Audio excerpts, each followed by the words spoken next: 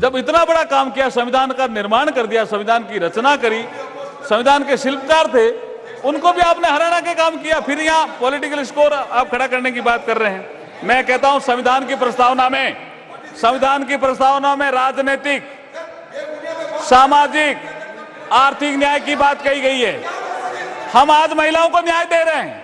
संविधान की प्रस्तावना में राजनीतिक, आर्थिक, सामाजिक न्याय की बात कही गई। हम आज महिलाओं को न्याय दे रहे हैं और प्रतिष्ठा।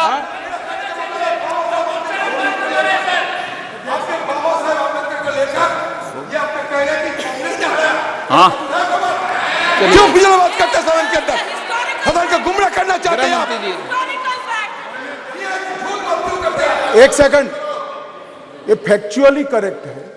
जैसे राहुल गांधी को बीजेपी ने हराया, ये फैक्चुअली करेक्ट है। बाबा साहब के सामने जीत कराने वाले प्रत्याशी कांग्रेस के ही थे।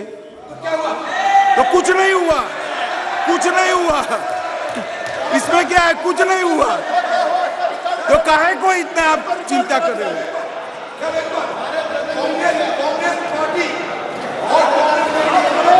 भारत रत्न भी नहीं दिया और आप सेंट्रल हॉल में तेल चित्र भी नहीं लगने दिया।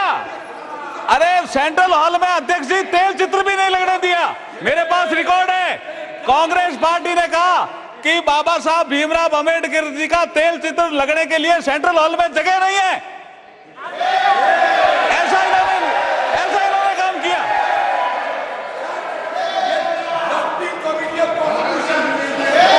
और भारत रत्न तो दिया ही नहीं। बाद में जब वीपी सिंह के समय सरकार आई, जब अटल जी, अडवाणी जी बाहर से समर्थन कर रहे थे, उस सरकार ने दिया भारत रत्न। भारत रत्न भी नहीं दिया बाबा साहब को, तेल चित्र भी लगने के नहीं दिया। दो बार चुनाव में हराया। बहुत से सदस्यों ने कहा था, सर, मैंने एक किताब में बहुत स्पष्ट पढ़ा है, बहुत से सदस्यों ने कहा 52 में पंडित नेहरू जी को कि डॉक्टर बी.आर. अम्बेडकर बहुत विद्वान आदमी है, इनके सामने उम्मीदवार मत खड़ा करो।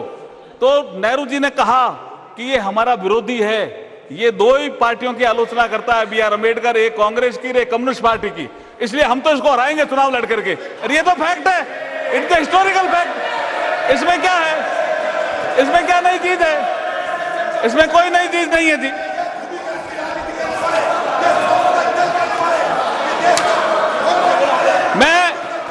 मैं ये कहना चाहता हूं,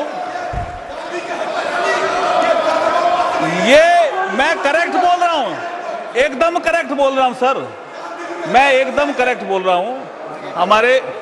हमारे शांतनु ठाकुर साहब यहाँ एक एमओएस है, उनके पास पूरा रिकॉर्ड है, कैसे वो कॉन्स्टिट्यूएंट असेंबली में आए, किन लोगों ने वोट दिया, पूरा रिकॉर्ड है उनके पास। और आप देखिए, मैं विषय पे आता हूं, मैं एक विषय पे आता हूं। हमारे एक माननीय सदस्य ने ये राइट टू वोट का विषय तो कई सदस्यों ने उठाया, इसलिए मुझे कहना पड़ा। राइट टू वोट का विषय तो कई सदस्यों ने उठाया, इसलिए मुझे कहना पड़ा कि राइट टू वोट का अधिकार बाबा साहब ने हम सबको दिलाया। उन्होंने कहा पुरुष और महिला सबको एक साथ वोटिंग राइट मिलना चाहिए। वो वोटिंग राइट मिला और उन्होंने ये भी कहा संविधान सभा में कि आप मताधिकार दे करके तो देखो। तो कई लोगों ने विरोध किया, साहब कुछ लोग अनपढ़ हैं, महिलाएं तो ज्यादा अनपढ़ है। उन्होंने कहा हमारी महिलाएं अनपढ़ हो सकती है, लेकिन जब मताधिकार का दिन आएगा तो वो होली और दिवाली की तरह ये दिन मनाएगी।